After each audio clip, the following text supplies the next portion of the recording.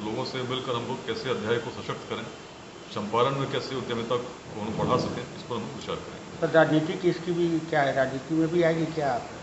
देखिए, बहुत स्पष्ट रूप से मैं हमेशा कहता हूं कि राजनीति में अच्छे लोग आने चाहिए, ईमानदार निस्वार्थ लोग यदि आते हैं तो निश्चित ही अच्छी बात है, स्वागत होना चाहिए। लेकिन बिहार की जो वर्तमान स्थिति है, इसमें केवल राजनीतिक परिवर्तन तब तक नहीं होगा जब तक जाति और संप्रदाय से ऊपर लोग नहीं सोचते, उसके ऊपर उठकर प्रयास नहीं करें।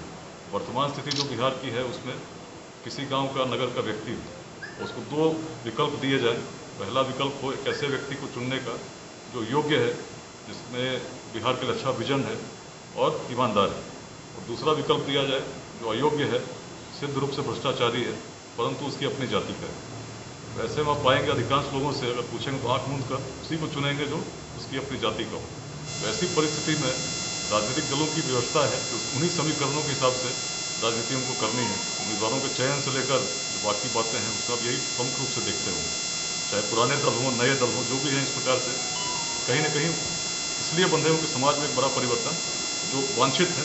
प्राचीन बिहार की जब बात करते हैं, अखंड भारत के साम्राज्य को हम स्थापित कर सके, विश्वविद्यालय ऑक्सफोर्ड और कैम्ब्रिज से पहले स्थापित कर सके। कारण क्या था?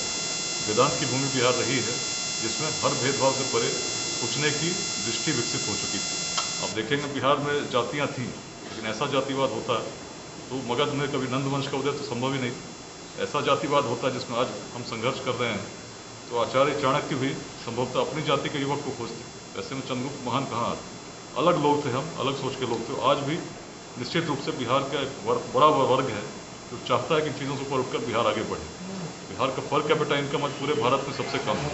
लगभग 5,000 रुपये एक बिहार का व्यक्ति औसत महीने में कमाता है, जबकि सिक्किम में 48,000 है, दिल्ली में 38,000 है, तेलंगाना में 29,000 है, गुजरात में, महाराष्ट्र में, केरल में 23,000 है।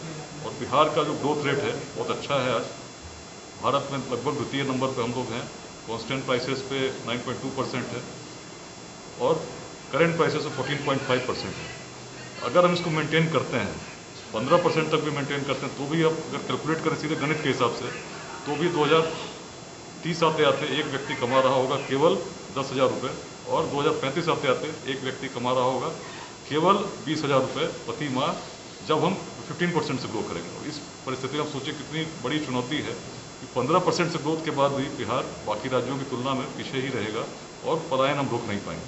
तो जो आवश्यकता बिहार को एक क्रांति की, टोटल चेंज, और टोटल चेंज केवल शिक्षा से, उद्यमिता से, और छोटे छोटे जो भेदभाव हमें तोड़ते हैं उससे ऊपर उठकर आगे योगदान से ही संभव है। इसी के लक्ष्य लेकर चल रहे हैं कि 2028 तक हर जिले में कम से कम ऐसे 5 स्टार्टअप लग जाएं जिसमें 100 लोगों को रोजगार मिलता हो।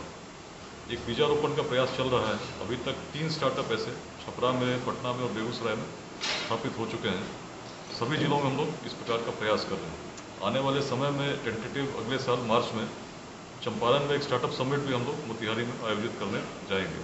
इससे पहले अभी पिछले साल दिल्ली के भारत मंडपम में कार्यक्रम हुआ था। अभी आने वाले समय में जो कार्यक्रम है, 27 जुलाई को गार्गी उद्यमी महिला महोत्सव पटना में आयोजित होगी। उसके बाद 3, 4 और 5 अगस्त को ज्ञान भवन में बिहार बिजनेस महाकुंभ का आयोजन होना है, बिजनेस क्रांति के साथ में। 24 अगस्त को पटना के विद्यापति भवन में स्टार्टअप समिट का आयोजन, जिसमें बिहार के सभी जिलों से ऐसे स्टार्टअप्स पार्टिसिपेट करेंगे, उसका आयोजन होना है। 14 दिसंबर को दिल्ली के तालकटोरा स्टेडियम में बिहार संवाद का आयोजन है। और 21 दिसंबर को इस बार बेंगलुरु में बिहार एट 2047 विजन कॉन्क्लेव हम लोग आयोजित कर रहे हैं।